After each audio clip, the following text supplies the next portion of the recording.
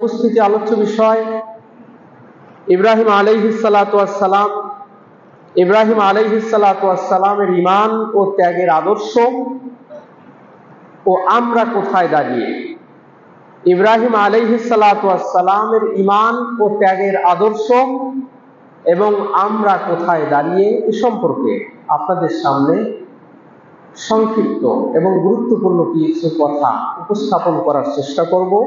আল্লাহ পাক রব্বুল আলামিনের কাছে তৌফিক চাচ্ছি নির্ধারিত বিষয়ের উপরে আমাকে বলা এবং তদ অনুযায়ী আপনাদের সকলকে সহ আমাকে আমল করার তৌফিক দান করুন, আল্লাহুম্মা আমিন। প্রিয় উপস্থিতি, আজকে আমরা এমন একজন নবীর আলোচনা শুনতে যাচ্ছি যার জীবনের পুরোটা অংশ জুড়েই ত্যাগ এবং তাওয়াক্কুলের অনন্য অম্লান দৃষ্টান্ত।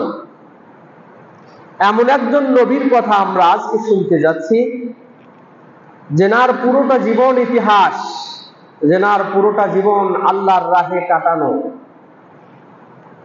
তিনি হলেন খলিলুল্লাহ, হযরত ইব্রাহিম আলাইহিস সালাতু ওয়াস সালাম। আমরা এই দুনিয়ায় কাকে আদর্শ মানি? মানুষ এই দুনিয়ায় কাকে আদর্শ মানে? যার নাম আছে, যার যশ আছে, যার খ্যাতি আছে, যার টাকা পয়সা আছে, তাদেরকে মানুষ আদর্শ মানে। হযরত ইব্রাহিম আলাইহিস সালাতু ওয়াস সালাম নামের পিছনে, যশের পিছনে, খ্যাতির পিছনে, অর্থের পিছনে কখনো যাননি, বরং সর্বদা একটা রাস্তায় তিনি অবলম্বন করেছেন, সেটি হলো আল্লাহ সুবহানাহু ওয়া তাআলার রাস্তা। এই রাস্তায় চলতে গিয়ে বাবার বিরুদ্ধে গেছেন, সমাজের বিরুদ্ধে গেছেন, নিজের সন্তানকে কোরবানি করেছেন, এমনকি নিজের জন্মভূমিকে ত্যাগ করে বিভিন্ন জায়গায় তিনি হিজরত করেছেন। উদ্দেশ্য একটাই, আল্লাহ সুবহানাহু ওয়া তাআলাকে রাজি এবং খুশি করা।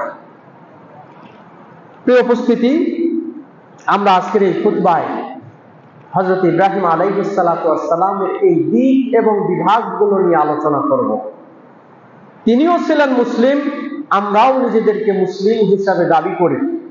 তেনার ত্যাগ কি পর্যায়ের, তিনি আল্লাহকে রাজি এবং খুশি করার জন্য কি ধরনের ত্যাগ স্বীকার করেছেন, আর আজকের জমানার মুসলিমরা আমরা কি পরিমাণ ত্যাগ আমরা স্বীকার করি, এটি আমরা কোরআন এবং হাদিসের দৃষ্টিকোণ থেকে মাপার চেষ্টা করব ইনশাআল্লাহ। আল্লাহ আমাদের তৌফিক দান করুন, আল্লাহুম্মা আমিন। প্রিয় উপস্থিতি, আমরা এমন একটা সময় পার করতেছি পৃথিবীর বুকে যেখানে আমরা মুসলিম হিসাবে নামে সারা পৃথিবীতে পরিচিত, অথচ দ্বীনের মৌলিক বিষয়গুলো সম্পর্কে আমরা অবগত নই। অথচ আপনার আমার আইডি কার্ড, আপনার আমার ভোটার কার্ড, জন্ম নিবন্ধন এবং দেশীয় জরিপে আপনি আমি মুসলিম, অথচ ইমানের, ইসলামের মৌলিক বিষয়গুলো সম্পর্কে আমরা সজাগ নই, আমরা অবগত নই। অথচ কোরআন এবং হাদিসে এই ইমানের মৌলিক বিষয়গুলো, ইমানের আদর্শগুলো, ইসলামের আদর্শগুলো সারা পৃথিবীর মুসলিমদের কাছে উপস্থাপন করা হয়েছে। প্রিয় উপস্থিতি, হযরত ইব্রাহিম আলাইহিস সালাতু ওয়াস সালামের এই ইমানের মৌলিক বিষয় তাওহীদ এবং আমাদের তাওহীদ আমরা একটু মাপার চেষ্টা করি। দেখুন, হযরত ইব্রাহিম আলাইহিস সালাতু ওয়াস সালামের তাওহীদে অটলতা, তিনি তাওহীদকে প্রতিষ্ঠিত করতে গিয়ে, তাওহীদকে পালন করতে গিয়ে কি পরিমাণ অটল এবং অবিচল ছিলেন। প্রিয় উপস্থিতি, আমরা জানি ইমানের মূল ভিত্তি হচ্ছে তাওহীদের উপর। তাওহীদ তথা একত্ববাদ, আল্লাহর স্বীকৃতি দেওয়া, আল্লাহ ছাড়া অন্য কোনো সত্য ইলাহ নেই। এটা হচ্ছে ঈমানের মূল ভিত্তি। সকল নবী এবং রাসূলদেরকে আল্লাহ পাক রব্বুল আলামিন এই দাওয়াতটা দিয়েই পৃথিবীতে পাঠিয়েছিলেন। আল্লাহ এক, অদ্বিতীয়। এই দাওয়াত সমস্ত নবী এবং রাসূল এই পৃথিবীর বুকে নিয়ে আসছিলেন। এই বিষয়টার উজ্জ্বল দৃষ্টান্ত, উজ্জ্বল নমুনা হযরত ইব্রাহিম আলাইহিস সালাতু ওয়াস সালাম।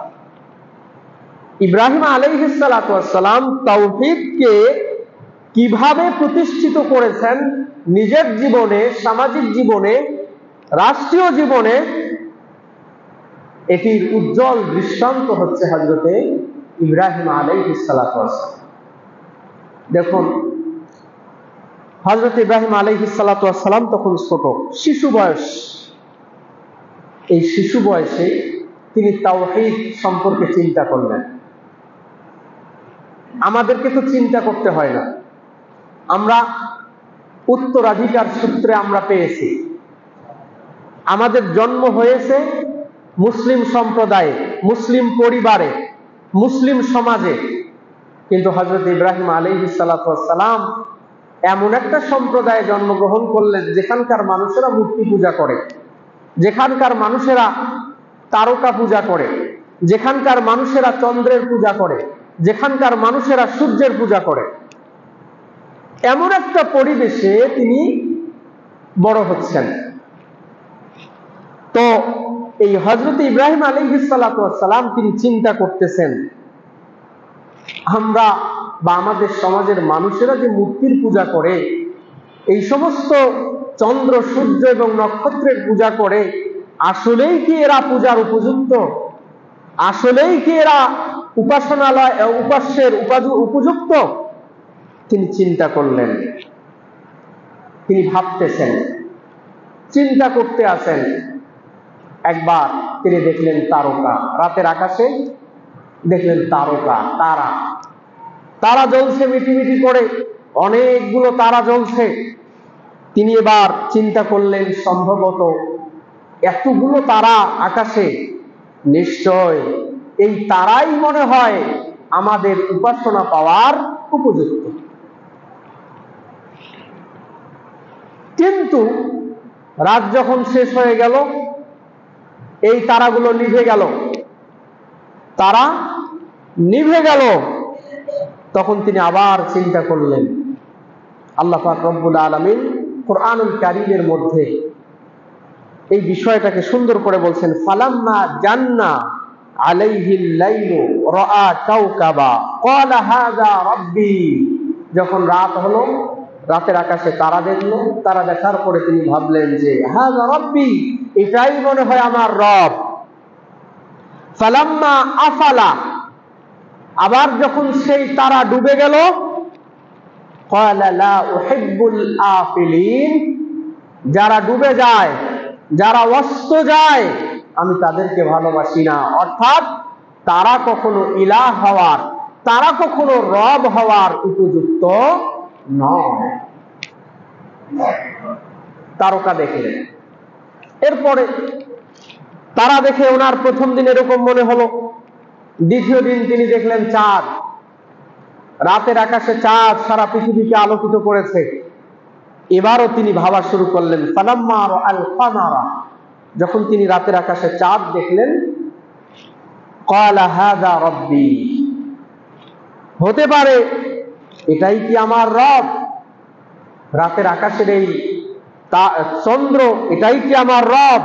ফালাম্মা আফালা, আবার যখন চাঁদ ডুবে গেল, ক্বালা লা ইল্লাম ইয়াহদিনি রাব্বি লাআকুনান্না মিনাল কওমিদ দাল্লিন, যদি আমার প্রভু আমাকে পথ না দেখান, অর্থাৎ সত্যিকার অর্থে যিনি আমার প্রভু, তিনি যদি আমাকে রাস্তা না দেখান, তাহলে নিঃসন্দেহে আমি গোমরাহ হয়ে যাব, আমি পথভ্রষ্ট হয়ে যাব।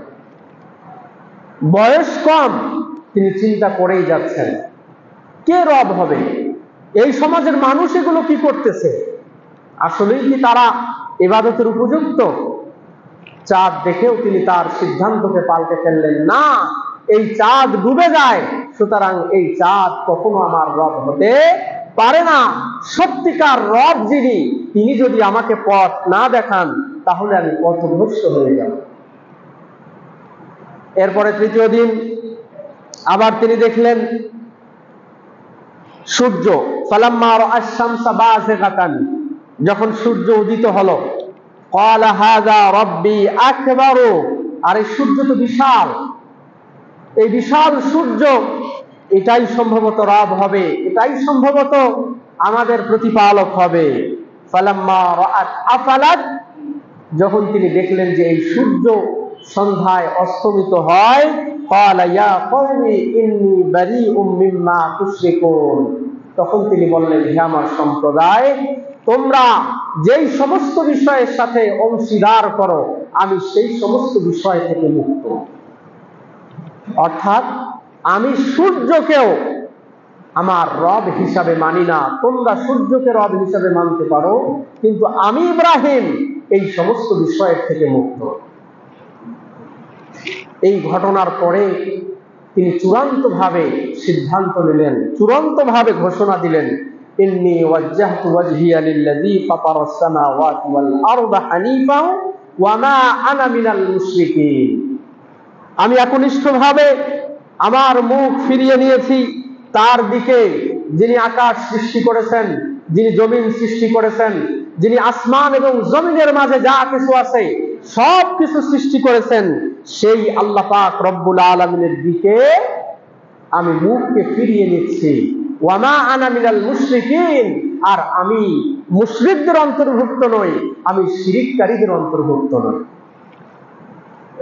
প্রিয় উপস্থিতি, এই ঘটনাগুলো আমাদেরকে শেখায় যে তাওহীদ শুধুমাত্র মুখে মুখে নয়, বরং অন্তর দিয়ে চিন্তা করার বিষয় আছে।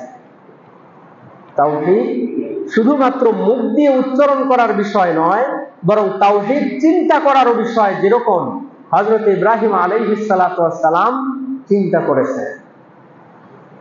প্রিয় উপস্থিতি, আমাদের সমাজেও আমাদের আশেপাশেও আমরা বিভিন্ন সময় বিভিন্ন ভাবে এই শিরক করি। আমরা শ্রদ্ধা জানাই যেগুলো শিরকের অন্তর্ভুক্ত। যারা দেশের জন্য জীবন দিয়েছে, যারা সমাজের জন্য জীবন দিয়েছে, তাদের একটা মূর্তি ভাস্কর্য তৈরি করা হয় এবং তাদের এই দিবসগুলোকে, যেই দিবসে সে মৃত্যুবরণ করেছে বা শহীদ হয়েছে, সেই দিবসে তাদের সামনে গিয়ে অনেকেই মাথা নত করে, নীরবতা পালন করে। সব কথা বাদেই দিলাম, আপনি একটু চিন্তা করেন তো, এই নীরবতা পালনের মধ্য দিয়ে কি লাভ হলো, কি হয় এই নীরবতার মধ্য দিয়ে? তাদের কবরস্থানে ফুল দিয়ে কি হয় বলুন একটু। তো হযরত ইব্রাহিম আলাইহিস সালাতু ওয়াস সালাম যেরকম ভাবে তাওহীদের ক্ষেত্রে তিনি চিন্তা করেছেন, এরকম ভাবে যদি আপনি আমি চিন্তা করতাম, তাহলে হযরত ইব্রাহিম আলাইহিস সালাতু ওয়াস সালাম যেরকম ভাবে তাওহীদের দিশা পেয়েছেন, তিনি মুশরিক হননি, বরং ঈমানের পথে বলিয়ান হয়ে তিনি তার সমাজকে এবং নিজেকে পরিবর্তন করেছেন, আমরাও করতে পারতাম। কিন্তু আমরা তাওহীদকে আমরা অন্তর দিয়ে চিন্তা করি না যে আসলে কোনটা করা যাবে কোনটা করা যাবে না। আল্লাহ আমাদের সকলকেই ইব্রাহিম আলাইহিস সালাতু ওয়াস সালামের মতো বুঝার তৌফিক দান করুন, আল্লাহুম্মা আমিন। প্রিয় উপস্থিতি, ইব্রাহিম আলাইহিস সালাতু ওয়াস সালাম তো সেই মানুষ যিনি একাই মূর্তি পূজার বিরুদ্ধে একাই সংগ্রাম করেছেন। মূর্তি পূজার বিরুদ্ধে একাই সংগ্রাম করেছেন, এরকম একজন মানুষের নাম হচ্ছে হযরত ইব্রাহিম আলাইহিস সালাতু ওয়াস সালাম। যখন পুরো সমাজ মূর্তির পূজা করে, কিন্তু ইব্রাহিম তিনি মূর্তির পূজা করেন না, একাই তিনি সংগ্রাম করেছেন। ইব্রাহিম আলাইহিস সালাতু ওয়াস সালাম যেখানে জন্মগ্রহণ করলেন সেখানে সবাই শিরিক করে, কিন্তু তিনি শিরিক করেন না। যেই ঘরে তিনি জন্মগ্রহণ করেছেন সেই ঘরে তেনার পিতা আজার শুধু মূর্তি পূজকই ছিলেন না, বরং মূর্তিকে তৈরি করতেন, মূর্তিকে তৈরি করতেন। এরকম একটি পরিবারের মধ্যে হযরত ইব্রাহিম আলাইহিস সালাতু ওয়াস সালামের জন্ম। তিনি বাবার কাছে জিজ্ঞাসা করলেন, ওয়াইদ ক্বালা ইব্রাহিমু লিআবিহি আযার আতাত্তাখিযু আসনামান আলিহা। বাবা আজরকে বললেন, আপনারা কি এই মূর্তিগুলোকে ইলাহ বানিয়ে নিয়েছেন, উপাস্য বানিয়ে নিয়েছেন? ইন্নী আরাকা ওয়া কওমাকা ফি দালালিন মুবিন। নিশ্চয় আমি আপনাকে এবং আপনার সম্প্রদায়কে সকলকেই স্পষ্ট বিভ্রান্তিতে দেখছি, বিভ্রান্তিতে আমি দেখতে পাচ্ছি।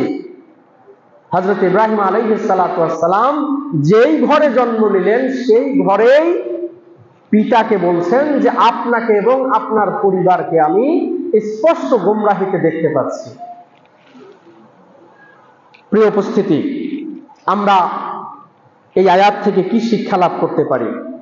আমরা শিক্ষা লাভ করতে পারি পুরো একটা সমাজ বিভ্রান্তিতে পতিত হতে পারে, পুরো সমাজ ভুল পথে পরিচালিত হতে পারে, পুরো সমাজ ধ্বংস হয়ে যেতে পারে, কিন্তু সেখানেও একজন মানুষ এমন থাকতে পারে যে মানুষ নিজেকে হক পথে পরিচালিত করতে পারে। আপনি গা ভাসিয়ে দিবেন যে সবাই একই পথে চলে, আমি কেন চলবো না? এটি হযরত ইব্রাহিম আলাইহিস সালাতু ওয়াস সালামের আদর্শ নয়। এই জিলহজ মাস আসলে হযরত ইব্রাহিম আলাইহিস সালাতু ওয়াস সালামের একটা সুন্নাহকে আমরা বাস্তবায়ন করি, সেটা হচ্ছে কুরবানি। গরু জবাই দাও, ছাগল জবাই দাও এবং ভালো করে গোশত খাও। এই সুন্নাহটা আমরা শুধুমাত্র পালন করি। বাকি ইব্রাহিম আলাইহিস সালাতু ওয়াস সালাম এই ঈমানের জন্য, তাওহীদের জন্য যেই ত্যাগ এবং আদর্শ বাস্তবায়ন করে গেছেন এই পৃথিবীর বুকে, এগুলোতে আমরা বাস্তবায়ন করতে রাজি হই না, যার কারণে হযরত ইব্রাহিম আলাইহিস সালাতু ওয়াস সালামের সেই আদর্শ আমাদের সমাজের মধ্যে বাস্তবায়ন হয় না, আমাদের সমাজটা পরিবর্তন হয় না। একটাই কারণ, সেটি হচ্ছে শুধুমাত্র একটি সুন্নাহকে বাস্তবায়ন করি, বাকি আদর্শগুলোকে গ্রহণ করার চেষ্টা করি না। প্রিয় উপস্থিতি, হযরত ইব্রাহিম আমাদের শিক্ষা দিলেন পুরো সমাজ ভুল পথে চলতে পারে, কিন্তু একজন দুইজন মানুষ এমন হতে পারে যারা সেই সময়ের স্রোতে গা ভাসিয়ে দেবে না, বরং তারা হকের পথে চলবে, বরং তারা তাওহীদের পথে চলবে, বরং তারা সত্য যেইভাবে চলতে বলে সেরকম পথ অনুসরণ করবে। প্রিয় উপস্থিতি, হযরত ইব্রাহিম আদর্শ। আসহাবে কাহাফ, ওই 7 জন যুবক,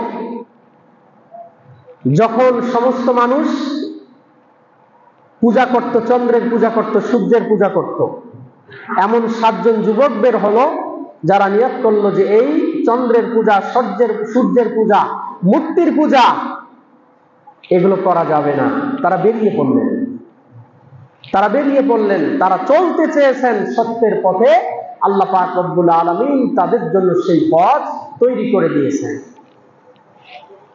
প্রিয় উপস্থিতি, এরকম ভাবে আমরাও যদি চলতে চাই, সমাজ যে পথেই পরিচালিত হোক না কেন, দেশ যে পথেই পরিচালিত হোক না কেন, আপনি যদি ঈমান বাঁচাতে চান, আপনি যদি ঈমানের পথে চলতে চান, তাহলে অবশ্যই আল্লাহ পাক রব্বুল আলামিন সেই রাস্তা আপনার জন্য তৈরি করে দেবে। এর জন্য প্রয়োজন সঠিক জ্ঞান, কোরআন এবং হাদিসের সঠিক জ্ঞান। সঠিক জ্ঞান অর্জন করার জন্য আপনার পড়াশোনার প্রয়োজন, এক। দ্বিতীয় নম্বর হলো সাহস এবং একাগ্রতা। সাহস থাকতে হবে, সত্য পালনে সাহসী হতে হবে। যেরকম হযরত ইব্রাহিম আলাইহিস সালাতু ওয়াস সালাম সত্য পালন, হক পালনের ব্যাপারে, পুরো সমাজের ব্যাপারে তিনি বিদ্রোহ ঘোষণা করেছিলেন। 3, পরিপক্ক ঈমানদার হতে হবে। আপনার ঈমানটা পরিপক্ক হতে হবে, তাহলেই আপনি সমাজের বিপরীতে গিয়েও আপনি চলতে পারবেন। 4 নম্বর, এমন কিছু বন্ধু থাকতে হবে যেই বন্ধু আপনাকে সত্য পালনে, যেই বন্ধু আপনাকে হকের পথে থাকতে আপনাকে সাহায্য করবে, যেরকম আসহাবে কাহাফ। ৫ম নাম্বার, আল্লাহ পাক রব্বুল আলামিনের কাছে দোয়া করতে হবে যেন আল্লাহ পাক রব্বুল আলামিন হক পথে চলার আপনাকে আমাকে তৌফিক দেয়। এই তৌফিক আল্লাহ পাক রব্বুল আলামিনের কাছে কামনা করতে হবে, তাহলেই হক পথে চলা সম্ভব। প্রিয় উপস্থিতি, হযরত ইব্রাহিম আলাইহিস সালাতু ওয়াস সালাম এরকম ভাবে পিতার সাথে তিনি কথাবার্তা বলছেন, তার সমাজের মানুষগুলোর সাথে কথাবার্তা বলছেন এবং সাহসী ভূমিকা রাখতেছেন, এবং তিনি এটাই প্রমাণ করতেছেন, তোমরা যেই পথে চলো আমি সেই পথে চলতে চাই না। হযরত ইব্রাহিম আলাইহিস সালাতু ওয়াস সালাম এক পর্যায়ে তিনি তৎকালীন সময়ের মূর্তিগুলোকে ভেঙে ফেললেন। যেই মূর্তিগুলোর পূজা করা হতো সেই মূর্তিগুলোকে তিনি ভেঙে ফেললেন। একটা বড় মূর্তি ছিল, সেই বড় মূর্তিটাকে তিনি রেখে দিলেন। কেন?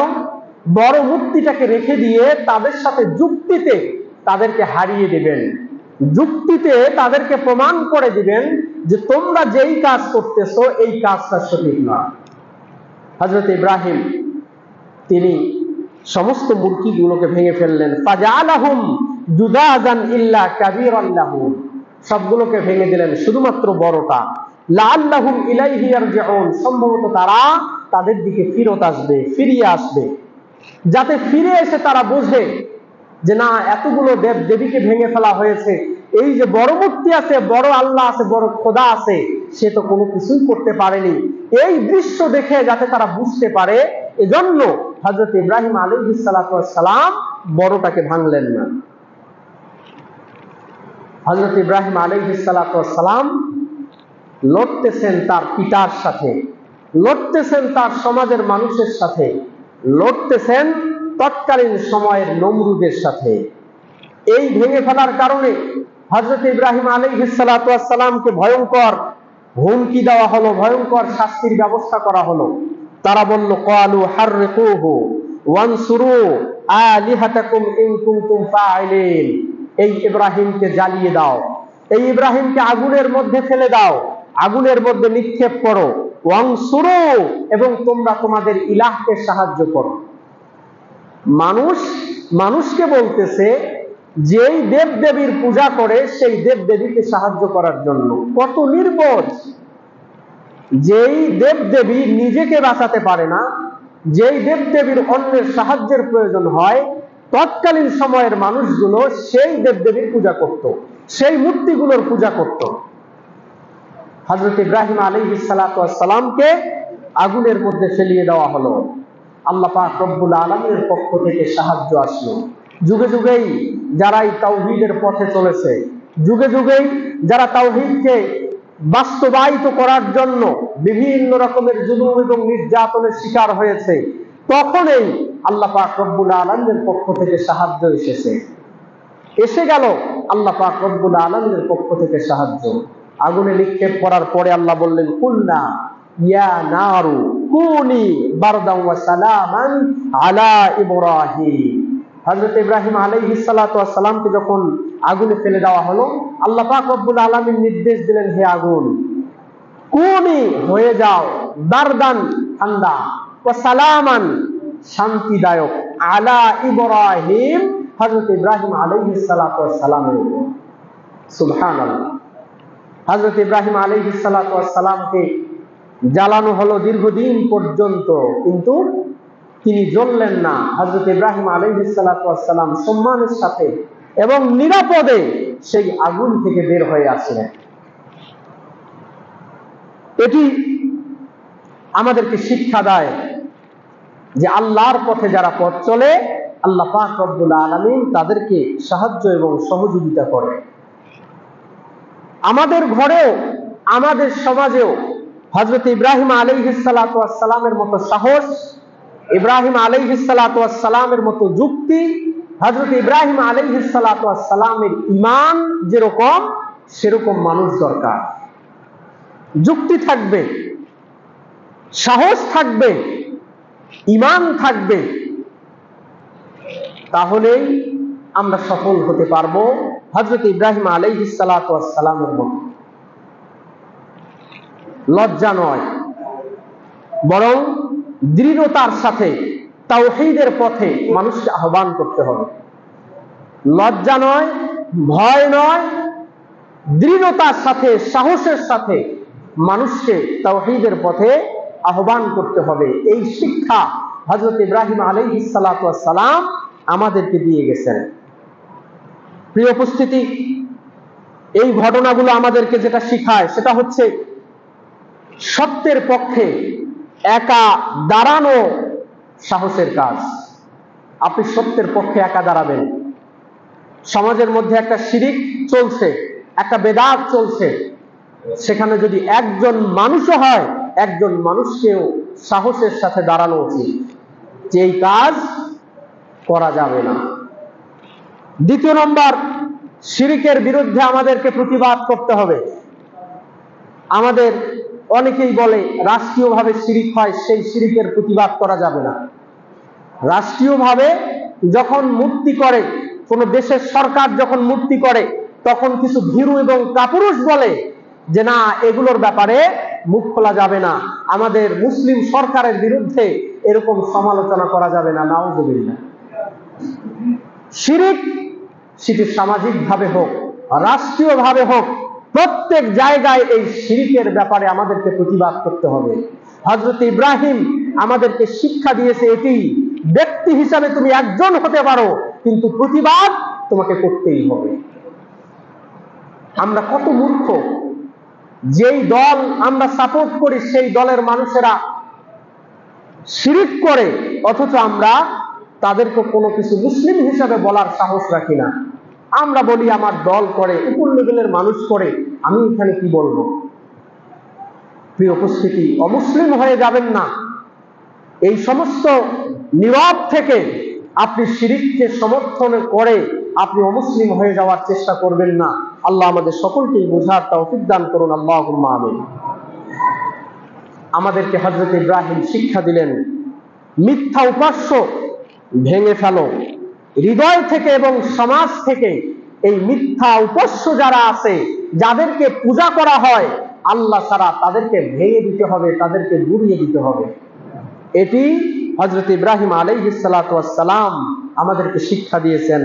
হযরত ইব্রাহিম আলাইহিস সালাতু ওয়াস সালাম আমাদেরকে শিক্ষা দিলেন, ভয় কেবল আল্লাহ পাক রব্বুল আলামিনকেই করতে হবে এবং ভালোবাসা কেবল আল্লাহ পাক রব্বুল আলামিনের জন্যই। কোন দলকে ভয় নয়, কোন নেতাকে ভয় নয়, কোন নেত্রীকে ভয় নয়, কোন নেতা এবং নেত্রীর জন্য ভালোবাসা নয়। ভালোবাসা কেবলমাত্র আল্লাহ সুবহানাহু ওয়া তাআলার জন্য। আদর্শ গ্রহণ করুন এই জিলহজ মাসে হযরত ইব্রাহিম আলাইহিস সালাতু ওয়াস সালামের। প্রিয় উপস্থিতি, হযরত ইব্রাহিম আলাইহিস সালাতু ওয়াস সালাম নিজের পিতাকে আহ্বান করলেন দ্বীনের দিকে। নিজের পিতাকে। নবীদের জীবনে আমরা পাই যে সবথেকে শ্রেষ্ঠ দাওয়াতি আদর্শ যেটা, সেটা নবীদের কাছ থেকে আমরা পাই।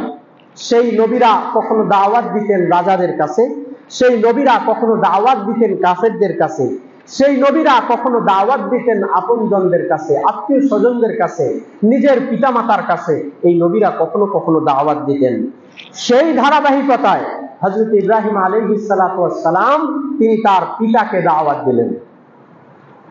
পিতাকে কিরকম কোমল সুরে, কিরকম সম্মান এবং আদবের সাথে দাওয়াত দিয়েছেন হযরত ইব্রাহিম। কোরআন কারীমে আল্লাহ পাক রব্বুল আলামিন সুন্দর করে সেই বিষয়গুলোকে উপস্থাপন করেছেন। 4টি জায়গায় হযরত ইব্রাহিম আলাইহিস সালাতু ওয়াস সালাম তিনি তার পিতাকে বলছেন, ইয়া আবাতি লিমা তা'বুদু মা লা ইয়াসমাউ ওয়া লা ইউবসিরু ওয়া লা ইউগনি আনকা শাইআ। হে আব্বাজান, ইয়া আবাতি, হে আমার পিতা। কোমল সুরে বলছেন, হে আমার পিতা, আপনি এমন কিছুর কেন ইবাদত করতেছেন যেই জিনিসগুলো শুনে না, যেই জিনিসগুলো দেখে না, যেই জিনিসগুলো আপনার কোনো উপকার করতে পারে না, এমন জিনিসের আপনি কেন ইবাদত করতেছেন? পৃথিবীর প্রত্যেক দায়ীদের জন্য এই বার্তা আদর্শ। যারা কর্কশ ভাষায় মানুষদেরকে দাওয়াত দেয়, যারা কর্কশ ভাষায় মানুষকে ইসলামের দিকে আহ্বান করে, প্রত্যেক মানুষের জন্যই এই বার্তা হযরত ইব্রাহিম আলাইহিস সালাতু ওয়াস সালামের আদর্শ। তিনি বলছেন, হে আমার পিতা, কেন আপনি ইবাদত করেন সেই সমস্ত জিনিসের, যেই সমস্ত জিনিস শুনতেও পায় না, দেখতেও পায় না, আপনার কোনো উপকারও করতে পারে না। সূরা মারিয়ামে এই বিষয়টি উল্লেখিত হয়েছে। এরপরে তিনি আবার বললেন, ইয়া আবাতি ইন্নী ক্বাদ জাআনি মিনাল ইলম মা লাম ইয়াতিকা ফাত্তাবি'নি। হে আমার পিতা, হে আব্বাজান, আপনার কাছে এমন জ্ঞান আসে নাই যেই জ্ঞানটা আমার কাছে এসেছে। আল্লাহ আমাকে যে জ্ঞান দান করেছেন সেই জ্ঞান আপনাকে দান করেননি। ফাত্তাবি'নি, সুতরাং আপনি আমার অনুসরণ করুন। কত সফট, কত নরম ভাবে তিনি তার পিতাকে বলছেন। এরপরে আবার তিনি তৃতীয় জায়গায় বললেন, ইয়া আবাতি লা তা'বুদিশ শাইতান। হে আব্বাজান, আপনি শয়তানের অনুসরণ করবেন না। চতুর্থ নম্বর তিনি আবার বলছেন, ইয়া আবাতি ইন্নী আখাফু আইয়ামাসসাকা আযাবুম মিনার রহমান। হে আব্বাজান, নিশ্চয় আমি ভয় পাচ্ছি, আইয়ামাসসাকা, আপনাকে স্পর্শ করবে, আযাবাম মিনার রহমান, দয়াময় আল্লাহ পাক রব্বুল আলামিনের পক্ষ থেকে আযাব। চারবার তিনি তার বাবাকে সম্বোধন করেছেন এবং এরকম শব্দ তিনি ব্যবহার করেছেন। এই আদর্শ সারা পৃথিবীর যুবক শ্রেণীর মানুষের জন্য সতর্ক বার্তা এবং আদর্শ এবং শিক্ষণীয় বিষয়।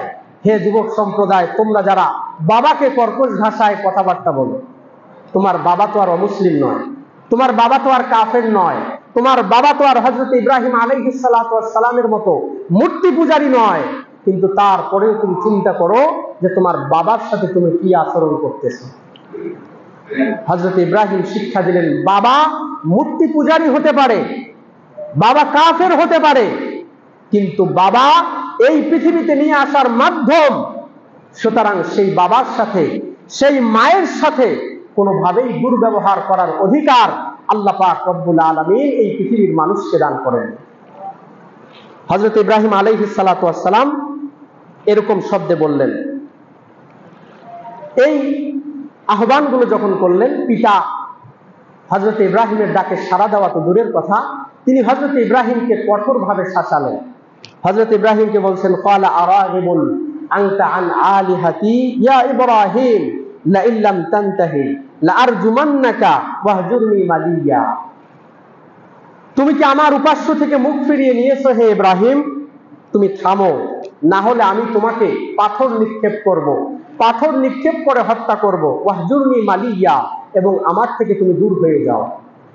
হযরত ইব্রাহিমকে এরকম ভাবে তিনি শাসালেন। হযরত ইব্রাহিম এই ইটের জবাব পাটকেলের মাধ্যমে দেননি। হযরত ইব্রাহিম প্রথম থেকেই নরম এবং কোমল সুর ব্যবহার করে আসতেছেন। পিতা যখন বলল যে তোমাকে পাথর নিক্ষেপ করব, পিতা যখন বলল তোমাকে দেশ থেকে বাধ্য করব, তুমি এখান থেকে সরে যাও, তখন তিনি বললেন, ক্বালা সালামুন আলাইক। আব্বাজান, সালামুন আলাইক, আপনার উপর শান্তি বর্ষিত হোক। আস্তাগফিরু লাকা রাব্বি, অবশ্যই অবশ্যই অচিরেই আমি আল্লাহ পাক রব্বুল আলামিনের কাছে আপনার জন্য মাগফিরাতের কামনা করব, মাগফিরাত চাবো, যাতে আল্লাহ পাক রব্বুল আলামিন মাফ করে দেন। হযরত ইব্রাহিম আলাইহিস সালাতু ওয়াস সালাম সর্বোচ্চ দয়া দেখালেন। পিতার জন্য যা করা দরকার তিনি একদম শেষ স্টেশন পর্যন্ত তিনি গেলেন, বললেন যে আমি আপনার জন্য ক্ষমা প্রার্থনা করব। তিনি নিজের পিতা তাকে গালি দিল, হত্যার হুমকি দিল, কিন্তু তাও তিনি বললেন, আসসালামু আলাইক, আপনার উপর শান্তি বর্ষিত হোক। এটাই হচ্ছে নবীদের চরিত্র, এবং এটাই নবীদের ওয়ারিস যারা তাদেরও চরিত্র হবে। নবীদের ওয়ারিস যারা, যারা এই নবুয়তের দায়িত্বকে কিয়ামত পর্যন্ত যারা পালন করবে, তাদেরও চরিত্র এরকম হবে, তাদেরও এই দাওয়াতি পদ্ধতি এরকম ভাবেই শিখতে হবে। প্রিয় উপস্থিতি, পরিণতি কি হলো? হযরত ইব্রাহিম আলাইহিস সালাতু ওয়াস সালাম তো বললেন আমি আপনার জন্য ক্ষমা প্রার্থনা করব, কিন্তু পরিণতি হলো আজর যখন মানল না, তার পিতা যখন মানল না, পরিণতি হলো ভয়াবহ। পিতার জন্য ক্ষমা প্রার্থনা করা আল্লাহ পাক রব্বুল আলামিন বন্ধ করে দিলেন। হযরত ইব্রাহিম বলছিলেন আমি ক্ষমা প্রার্থনা করব, ওয়া মা কানা ইস্তিগফারু ইব্রাহিম লিআবিহি ইল্লা আন মাউইদিন ওয়াআদাহা ইয়াহু যেহেতু তিনি ওয়াদা করেছিলেন আপনার জন্য ক্ষমা প্রার্থনা করব, তিনি ক্ষমা প্রার্থনা করতে থাকলেন। ফালাম্মা তাবায়্যানা লাহু আন্নাহু আদুউল্লাহ তাবাররাআ মিনহু, যখন তিনি জানতে পারলেন যে এই আমার পিতা প্রকৃতপক্ষে ফিরে আসেনি, বরং তিনি হচ্ছেন আল্লাহর শত্রু, আল্লাহর দুশমন, তাবাররাআ মিনহু, তখন তিনি তার জন্য ইস্তিগফার করা বন্ধ করে দিলেন। আল্লাহর পক্ষ থেকে বন্ধ হয়ে গেল। কি বুঝলাম? পিতা আপনার রক্তের হতে পারে, কিন্তু যখন সেই পিতা আল্লাহর দুশমনে পরিণত হবে, ইসলামের দুশমনে পরিণত হবে, ইমানের দুশমনে পরিণত হবে, সেই রক্তের সম্পর্ককে ডাকার কোনো সময় নাই। তিনি ইস্তিগফার বন্ধ করে দিলেন, ক্ষমা প্রার্থনা করা বন্ধ করে দিলেন। প্রিয় উপস্থিতি, আমরা আমাদের পূর্বের আলোচনা থেকে আমরা যেটা বুঝতে পারি, আত্মীয়দের দাওয়াত দিতে হবে ভালোবাসা এবং নম্রতার সাথে। বাবা মা যদি গোমরা হন, তাও তাদের সাথে শ্রদ্ধাপূর্ণ আচরণ করতে হবে। দাওয়াতে ধৈর্য এবং সমজদার ভাষা প্রয়োগ করতে হবে। কেউ তাওহীদের বিরোধিতা করলে তাকে, তার গুনাহটাকে আমরা ঘৃণা করব, সেই মানুষটাকে আমরা সেই গুনাহের সাথে সম্পৃক্ত হওয়ার কারণে আমরা তাকে ঘৃণা করব। ব্যক্তি হিসাবে সেই মানুষটা গুনাহের সাথে লিপ্ত হওয়ার কারণেই আমরা তাকে ঘৃণা করব। প্রিয় উপস্থিতি, তাহলে একজন মানুষকে ঘৃণা করা এবং না করার মাপকাঠি হচ্ছে গুনাহ। সে ব্যক্তি যদি গুনাহ করে, গুনাহের সাথে সম্পৃক্ত হয়, তাহলেই ঘৃণা করব। গুনাহের সাথে সম্পৃক্ত না হলে ঘৃণার কোনো প্রশ্নই ওঠে না। আল্লাহ আমাদের সকলকেই বুঝার তৌফিক দান করুন, আল্লাহুম্মা আমিন। প্রিয় উপস্থিতি, হযরত ইব্রাহিম আলাইহিস সালাতু ওয়াস সালাম এরকম ভাবে আল্লাহর প্রতি ভালোবাসা প্রদর্শন করলেন। চতুর্থ নম্বর যে বিষয়, হযরত ইব্রাহিম তাওহীদকে প্রতিষ্ঠিত করার জন্য হিজরত করলেন। সমাজের মানুষেরা যখন তেনাকে বিভিন্নভাবে কষ্ট দেওয়া শুরু করলো, এক পর্যায়ে তিনি হিজরত করলেন সেই ফিলিস্তিনে। হযরত ইব্রাহিম আলাইহিস সালাতু ওয়াস সালাম সেই তার ইরাক থেকে হিজরত করলেন সেই বরকতপূর্ণ জায়গা, সেই ফিলিস্তিনে তিনি হিজরত করলেন। প্রিয় উপস্থিতি, যখন কোনো মানুষ সমাজের মধ্যে থেকে তাওহীদের কথা বলতে পারে না, তাওহীদের বাণী উচ্চারণ করতে পারে না, নিজে তাওহীদকে প্রতিষ্ঠিত করতে পারে না এবং নির্যাতন আসে, তখন হিজরত করা, এটি হযরত ইব্রাহিম আলাইহিস সালাতু ওয়াস সালামের আদর্শ। হযরত ইব্রাহিম শিক্ষা দিয়েছেন, এই নীতি আমরা হযরত ইব্রাহিম আলাইহিস সালাতু ওয়াস সালাম থেকে পাই। প্রিয় উপস্থিতি, ইব্রাহিম আলাইহিস সালাতু ওয়াস সালাম তিনি নিজের ঘর ছাড়লেন, আত্মীয় স্বজনদের ত্যাগ করলেন। কেন? তাওহীদের জন্য। আপনিও আপনার এলাকায় থেকে যদি আপনার মনে হয় যে এই এলাকার মধ্যে থেকে আমি তাওহীদ বাস্তবায়ন করতে পারবো না, ঈমান নিয়ে বেঁচে থাকতে পারবো না, তখন আপনার জন্য হিজরত করা উচিত। কেন? ঈমানের জন্য। আমরা যেটা করি সেটা হচ্ছে যে আমরা রিজিকের তালাশে আমরা ইসলামিক রাষ্ট্রগুলোকে বাদ দিয়ে আমরা এমন রাষ্ট্র বেছে নেই যেখানে গিয়ে ইসলাম সুন্দরভাবে পালন করা যায় না, ঈমান নিয়ে সুন্দরভাবে বেঁচে থাকা যায় না। এটি কখনো করবেন না। আপনার ছেলে মেয়ে থাকতে পারে, আপনি ইসলামিক কান্ট্রি বেছে নেবেন। আপনি এমন কোন রাষ্ট্রে পাঠাবেন না যেখানে ইসলামের ছোঁয়া নেই, যেখানে মানুষ ইসলাম সুন্দরভাবে পালন করতে পারে না। এই সমস্ত জায়গাকে এড়িয়ে চলা উচিত। হযরত ইব্রাহিম আলাইহিস সালাতু ওয়াস সালাম তিনি হিজরত করলেন কেন?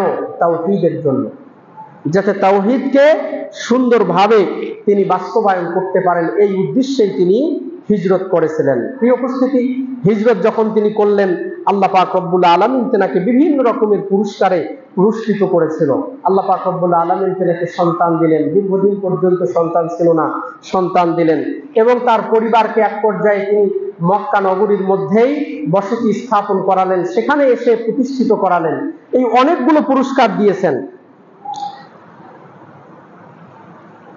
সর্বশেষ যে পুরস্কার আল্লাহ পাক রব্বুল আলামিন হযরত ইব্রাহিমকে দিলেন সেটি হচ্ছে খলিলুল্লাহ। খলিলুল্লাহ, আল্লাহর বন্ধু। অন্তরঙ্গ বন্ধুতে আল্লাহ পাক রব্বুল আলামিন হযরত ইব্রাহিমকে গ্রহণ করলেন। প্রিয় উপস্থিতি, দুনিয়ার সবথেকে মর্যাদার কি?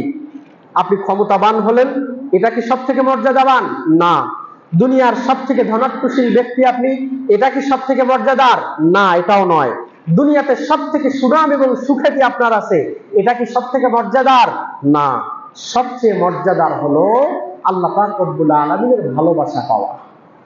সব থেকে মর্যাদার হলো দুনিয়া এবং আখিরাতে আল্লাহ পাক রব্বুল আলামিনের ভালোবাসার পাত্র হওয়া, যেটি হযরত ইব্রাহিম আলাইহিস সালাতু ওয়াস সালাম পেয়েছিলেন।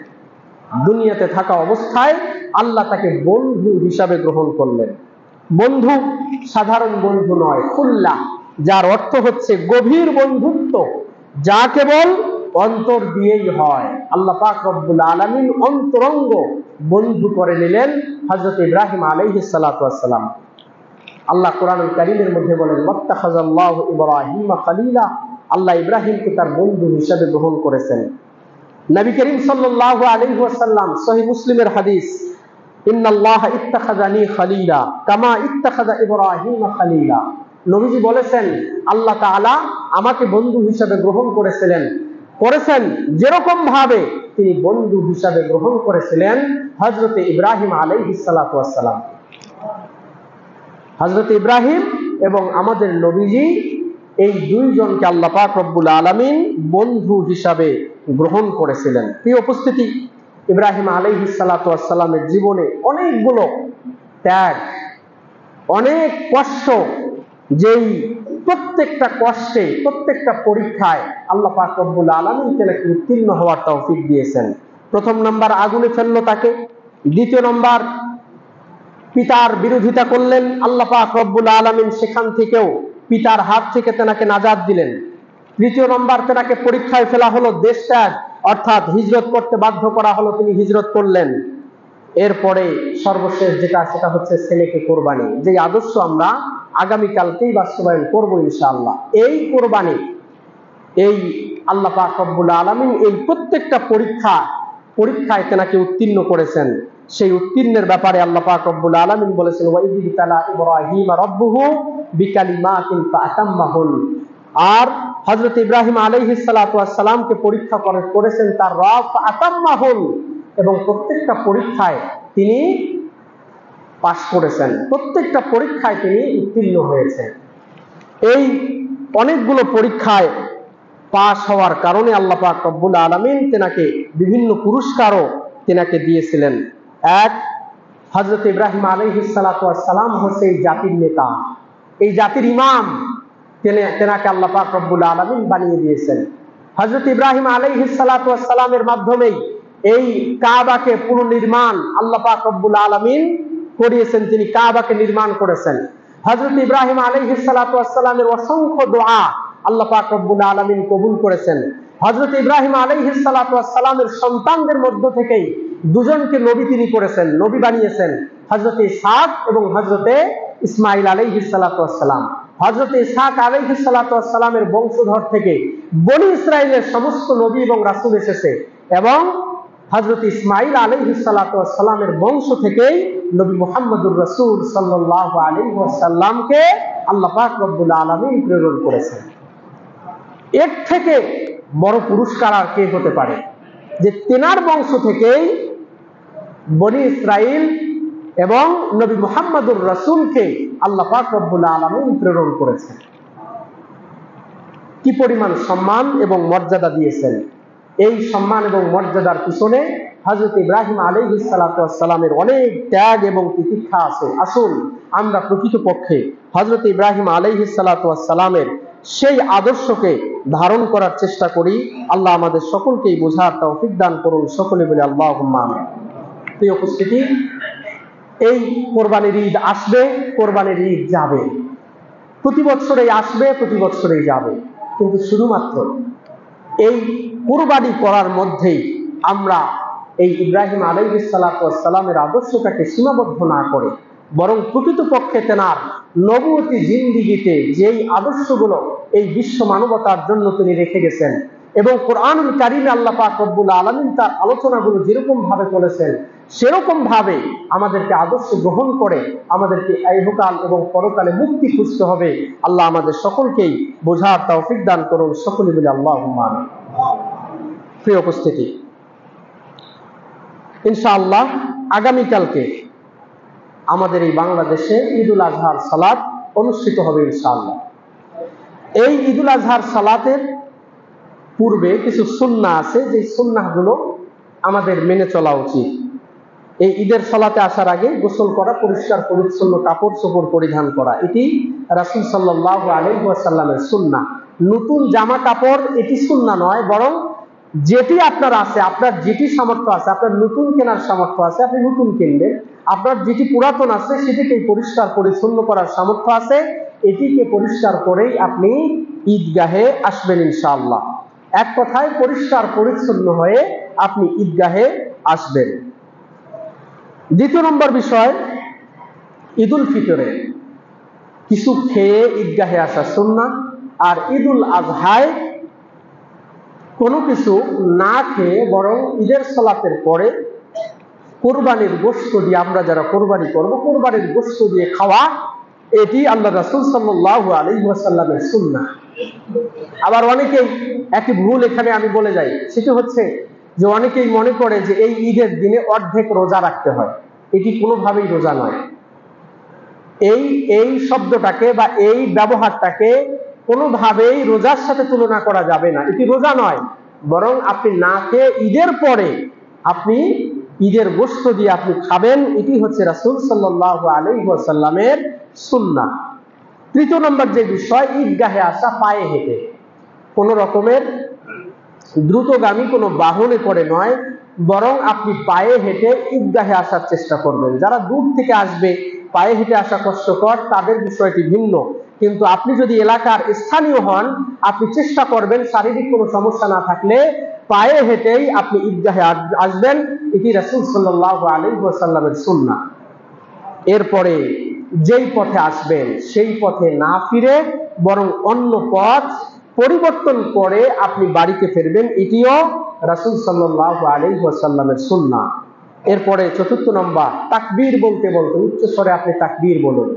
রাস্তায় যখন আপনি বাড়ি থেকে আসলেন, আপনি তাকবীর পাঠ করতে করতে ঈদগাহে আসুন, এটি রাসূল সাল্লাল্লাহু আলাইহি ওয়াসাল্লামের সুন্নাহ। আরেকটি বিষয় মনে রাখবেন, সেটি হচ্ছে এই ঈদের দিনে ঈদের সালাতের আগে, ফজরের পর থেকে শুরু করে ঈদের সালাতের আগে কোন রকমের কোন নফল সালাত নেই। এক্ষেত্রে আপনাদেরকে বলি, সেটি হচ্ছে যে ঈদের সালাত সকাল সকাল পড়াই নিয়ম।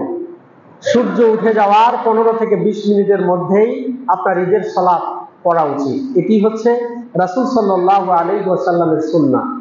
আমাদের বাংলাদেশে দেখা যায় যে ঈদের সালাত 9টা, 10টা, 11টা পর্যন্ত ঈদের সালাতগুলো যায়।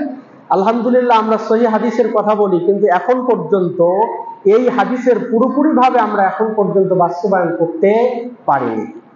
হযরত ইব্রাহিম আলাইহিস সালাতু ওয়াস সালামের আদর্শই হচ্ছে যেখানে আল্লাহর নির্দেশ, যেখানে রাসূলের নির্দেশ, যেখানে যেরকম ভাবে শরীয়ত, সেরকম ভাবেই সেটিকে বাস্তবায়ন করা, কোন রকমের যুক্তি তর্ক, কোন রকমের ব্যাখ্যা বিশ্লেষণ ছাড়া সেরকম ভাবেই মেনে নেওয়া। তো আলহামদুলিল্লাহ, আমরা তো মনে হয় ছিলাম যে 9টা 10টার সময় ছিলাম, সেখান থেকে আস্তে আস্তে আমরা মোটামুটি 8টার মধ্যে এসেছি। আপনাদেরকে মানসিকভাবে প্রস্তুত থাকতে হবে যাতে আমরা এই সুন্নতটাও যথাযথভাবে আমরা পালন করতে পারি। সেক্ষেত্রে এখন হয়তো 6টা 6:30টার মধ্যেই আমাদের এই ঈদের সালাত পড়া উচিত, কিন্তু যাক আলহামদুলিল্লাহ আমরা অনেকটা অ্যাডভান্স হয়েছি এবং আরো কিছু বিষয় আছে। আপনারা মানসিকভাবে প্রস্তুত হবেন আমরা যাতে এই সময় ঈদের সালাতগুলো আমরা আদায় করতে পারি। এবারের জন্য আমরা এই ঈদুল আজহার সালাত 8টায় অনুষ্ঠিত হবে ইনশাআল্লাহ। আগামীতে আরো যাতে আগাতে পারি, আমি আপনাদের কাছ থেকেই এই প্রস্তাবটা চাই। অনেকেই এই ঈদের সালাতের সময় নিয়ে আপনারা অনেক রকমের মন্তব্য করে থাকেন, এই মন্তব্য আমি শুনতে চাই না। কোরআন এবং হাদিসের কাছেই আমরা ফিরে আসব। আগামীতে যাতে আরো আমরা কাছাকাছি আসতে পারি, সেই পরামর্শ, সেই মন্তব্য আমি আপনাদের কাছেই চাই। আল্লাহ আমাদের সকলকেই তৌফিক দান করুন, আল্লাহুম্মা আমিন। প্রিয় উপস্থিতি, কোরবানির আরো কিছু বিষয় আছে যেগুলো হয়তো আমরা ঈদুল আজহার খুতবাতে আমরা আলোচনা করব ইনশাআল্লাহ ঈদের মাঠে। তবে গুরুত্বপূর্ণ কয়েকটি বিষয় বলতে চাই। এক, কোরবানির চামড়া দিয়ে বা গোশত দিয়ে কারো পারিশ্রমিক দেওয়া যাবে না। কোরবানির চামড়া কিংবা কেটে দিল, তারপরে হচ্ছে কুটা বাছা করে দিল, এগুলোর জন্য আমরা অনেক সময় কোরবানির গোশত দিয়ে আমরা পারিশ্রমিক দেই, টাকা দেই না, বলি যে এই তোমাকে 1 কেজি গোশত দেওয়া হলো, কিংবা তুমি জবাই করে দিছো তোমাকে চামড়া দিলাম, এরকম ভাবে পারিশ্রমিক দেওয়া যাবে না। এই পারিশ্রমিক আমরা দিব না, বরং অর্থের মাধ্যমে বা অন্য কোনো উপায়ে আমরা পারিশ্রমিক দেব, এটি দেব না। হ্যাঁ, আপনি অভাবী হিসাবে, দরিদ্র হিসাবে তাকে আপনি কিছু দিতে পারেন, এটি আলাদা, কিন্তু পারিশ্রমিকটা পারিশ্রমিকের মতো করেই রাখবেন। এরপরে হচ্ছে কোরবানির চামড়াটা। কোরবানির চামড়া সামাজিক ভাবে যেহেতু আমাদের এখানে একত্রিত হয়, আমরা কোরবানির চামড়াটা এখানে মসজিদেই আমরা দিব। মসজিদ কমিটি বা এটার তত্ত্বাবধানে যেনারা থাকবেন, এটাকে সুন্দরভাবে বিক্রি করে এনারা এই চামড়ার যে খাত আছে এই খাতগুলোতে এনারা বন্টন করবেন। এগুলো নিয়ে আমার কমিটির সাথে ইনশাআল্লাহ আলোচনা হবে। যেখানে সুষ্ঠুভাবে বন্টন বিতরণ করা যায় সেখানেই আমরা বিতরণ করব। কেউ যদি ব্যক্তিগতভাবে সেটিকে বিক্রি করে, সেই অর্থটা সে নিজে ভক্ষণ করবে না, বরং সেটিকে সাদাকা করে দিবে। নিজে যদি কোরবানির চামড়া প্রসেস করে ব্যবহার করতে পারে তাহলে নিজে ব্যবহার করবে। যেরকম ভাবে নিজে গোশত খায়, অনুরূপ ভাবে চামড়াটা নিজে প্রসেস করে নিজে উনি যদি ব্যবহার করতে চায় তাহলে ব্যবহার করতে পারবে। যেরকম বিভিন্ন জায়গায়, বাংলাদেশের বিভিন্ন জায়গায় আছে যারা চামড়া খায়, এই গরুর চামড়া খায়, ছাগলের চামড়া খায়, কেউ যদি খেতে পারে খাবে। কিংবা আরো অন্যান্য দেশে আছে এই চামড়াগুলোকে প্রসেস করে ওনারা নিজেরাই হয়তো জায়নামাজ তৈরি করলো, কিংবা নিজেরাই হয়তো ব্যাগ তৈরি করলো, নিজে ব্যবহারের জন্য করতে পারবে। কিন্তু যখনই সেটাকে বিক্রি করে দিবে, সেই বিক্রি করা টাকা নিজে সেটাকে ব্যবহার করবে না, বরং সেটিকে সাদাকা করে দিবে। আল্লাহ আমাদের সকলকেই বোঝার তৌফিক দান করুন, আল্লাহুম্মা আমিন। সব থেকে গুরুত্বপূর্ণ বিষয় যেটা আপনারা জিজ্ঞাসা করেন যে হুজুর কোরবানির গোশতটা কয় ভাগ করব? প্রিয় উপস্থিতি, কোরবানির গোশত 3 ভাগ করা এটি সুন্নাহ নয় যে আপনাকে 3 ভাগ করতেই হবে। 3 ভাগ করাটা উত্তম, আপনি করতে পারেন। 1 ভাগ নিজে খাবেন, 1 ভাগ আত্মীয় স্বজনকে খাওয়াবেন, 1 ভাগ আপনি ফকির মিসকিনকে দেবেন। এরকম ভাবে কেউ যদি ভাগ করে তাহলে কি উত্তম কাজ, ভালো কাজ। তবে এটি শরীয়ত নির্ধারিত একদম মানদণ্ড নয় যে এটি আপনাকে করতে হবে, এটি না করলে আপনার কোরবানি হবে না। আপনি চাইলে একদম কোরবানির সমস্ত গোশত আপনি খেতে পারেন, আবার চাইলে আপনি সমস্ত কোরবানির গোশত আপনি সাদাকা করে দিতে পারেন, কোনো সমস্যা নেই। তবে যেহেতু আমাদের আশেপাশে অনেক অভাবী দুঃখী মানুষ আছে, তাদের খোঁজ খবর রাখা এটি আমাদের দায়িত্ব। আপনি দেখবেন যে অনেক মানুষ এমনও আছে যারা 3 মাস পর্যন্ত এই গোশত খেতে পারে না। আপনি তাদেরকে একটু স্মরণ করুন, কোরবানি মানেই তো ত্যাগ, এই ত্যাগ আপনি একটু করুন, তাদেরকেও আপনার এই আনন্দের মধ্যে শরীক করুন। আল্লাহ আমাদের তাহলে এই কোরবানিগুলো যথাযথভাবে কবুল করবেন বলে আমরা আশাবাদী। আল্লাহ আমাদের সকলকেই তৌফিক দান করুন, আল্লাহুম্মা আমিন। প্রিয় উপস্থিতি, কোরবানির যে গুরুত্বপূর্ণ আরেকটি বিষয় সেটি হচ্ছে যে কোরবানির জন্য আপনারা কখনো মসজিদ, মাদ্রাসার হুজুর কিংবা ইমাম সাহেবকে খোঁজার আপনার প্রয়োজন নেই। আপনার নিজের কোরবানিটা আপনি নিজেই করবেন, নিজের কোরবানি আপনি নিজেই করবেন, আপনি প্র্যাকটিস করবেন গরু ছাগল কিভাবে জবাই করে আপনি আপনার কোরবানি করবেন। এটি রাসূল সাল্লাল্লাহু আলাইহি ওয়াসাল্লামের সুন্নাহ, নিজের কোরবানি নিজেই করা। এবং পাশাপাশি একটি দুর্বল হাদিস থেকেও প্রমাণিত, পারলে আপনার সন্তানদেরকে ওই কোরবানির জবাইয়ের জায়গায় আপনি রাখবেন। কিভাবে কোরবানি করতে হয়, কিভাবে আল্লাহর জন্য পশুকে কোরবানি করতে হয়, এই শিক্ষাও তাদেরকে আপনি দিবেন। আপনার বাচ্চাদেরকেও সেই কোরবানির স্থলে আপনি নিয়ে যাবেন। আল্লাহ আমাদের সকলকেই বুঝার তৌফিক দান করুন। কোরবানি করতে বেশি কিছু দোয়ার প্রয়োজন নেই। আপনি বিসমিল্লাহ আল্লাহু আকবার এই কথা বলেই আপনি জবাই করবেন। এরপরে খাদ্য নালী এবং শ্বাস নালী এবং তার পাশে যে 2টা হাড় আছে, এই 2টা হাড় কেটে গেলেই জবাহ ইনশাআল্লাহ সহি শুদ্ধ হয়ে যাবে। আমরা অনেকেই কি করি, আমরা কোরবানির পশুকে আমরা কষ্ট দেওয়ার চেষ্টা করি। আমরা জবাই করলাম, দেখা গেল যে এখন পর্যন্ত তার প্রাণটা বের হয়ে যায়নি, আমরা তার পা কাটা শুরু করলাম, আমরা তার আলাদা চামড়া ছিলা শুরু করলাম। এই কাজটা কখনো করবেন না। আল্লাহ রাসূল সাল্লাল্লাহু আলাইহি ওয়াসাল্লাম তিনি বলেছেন যে তোমরা এই কুরবানির যে পশু বা যে কোনো পশুকে যখন তোমরা জবাই করবে তাদের সাথে উত্তম আচরণ করবে। ছুরিটাকে ধারালো করে নিবে যাতে কোনো রকম তার কষ্ট না হয়, খুব দ্রুত যাতে জবাই হয়ে যায়। এরপরে এক প্রাণীর সামনে আর এক প্রাণীকে তোমরা জবাই করবে না, এক প্রাণীর সামনে আর এক প্রাণীকে জবাই করবে না, বা কোনো প্রাণীর সামনে তোমরা ধারালো ছুরিটাকে নিয়ে তার চোখের সামনে তোমরা চলাফেরা করবে না। এই বিষয়গুলো নিষেধ আছে। আমরা এই বিষয়গুলো আমরা মেনে চলার চেষ্টা করব। আল্লাহ আমাদের সকলকেই তৌফিক দান করুন। আল্লাহুম্মা আমিন। বারাকাল্লাহু লানা ওয়া লাকুম ফিল কুরআনিল আযীম ওয়া নাফা'নি ওয়া ইয়্যাকুম বিল আয়াতি ওয়াজ যিকরিল হাকীম। আকুলু কওলি হাযা আস্তাগফিরুল্লাহ লি ওয়া লাকুম ওয়া লিসাইরিল মুসলিমিন।